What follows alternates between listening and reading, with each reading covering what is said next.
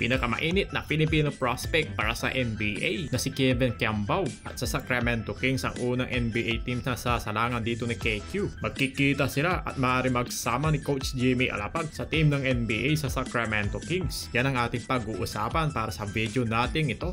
Ito na ang simula ng journey ng ating kababayan na si Kevin Kiambao na isa sa ngayon sa masasabi natin na pinakamainit na Filipino prospect para sa NBA. Still NBA hopeful pa rin naman dito si Kai Sotto at matapos ang full recovery nito mula sa kanyang naging injury sa nakaraan ay agad-agad muli nitong isasaayos ang kanyang pangarap na makapasok nga sa NBA. Pero this time ay dito muna tayo kay Kevin Kiambao dahil kumpirmado na nga ang petsa ng pag-alis ni KQ dito sa Pilipinas upang tumungo na nga sa Amerika. Dahil ayon na nga dito kay KQ ay next week na daw ang paglipat nito patungo sa Amerika at eksakto lamang yun dahil yun ang time na magsisimula pa lamang dito ang mga NBA teams na tumatanggap ng mga private workouts kung saan sila ay susukatin kung fit ba or kinakailangan sila ng NBA Summer League lineup o na mismong regular lineup nila sa NBA at kung nakikitaan na nga sila dito ng potential na pwedeng ipasok sa kanilang mga teams na isasalang sa kanilang mga workouts sa kanilang athlete team sa NBA G League. Kaya goods na goods talaga itong opportunity na nakuha ng ating kababayan. Basta ibibigay lang nito ang lahat ng kanyang makakaya at ipakita ang kanyang husay ng kanyang talento ay sigurado meron siya ditong magandang kalalagyan sa kanyang mga big shot na ito. Kahapon sa paglabas ng kanyang collaborative na sapatos na brand ng Adidas ay may mga importanteng info na inilabas si KQ sa media ukol ngayon sa kanyang NBA journey sa Amerika. Nakaka-interest nga ito para sa ating mga Pinoy basketball fans. Ang first stop ni KQ sa Amerika ay makakapag-meet sa Gilas, Pilipinas na itong si PBA legend na walang iba kundi si Jimmy Alapag na parte ngayon ng coaching staff ngayon ng isang NBA team sa Sacramento Kings. Yes, sa unang tungo sa US ni KQ ay sa Sacramento sa US California at malamang sa malamang ang unang NBA teams na rin ang sasalangan nito ay ang team na Sacramento Kings. Ang kupunan na sinalangan na rin noon ng ating pambato na si Kai Sotto. Medyo may konting advantage na rin ang pagsalang dito ni KQ dahil nga may kababayan tayo na may posisyon dito sa pagkatao ni Coach Jimmy. Pero syempre hindi na rin tayo aasa sa bagay na yun dahil hindi naman si Coach Jimmy ang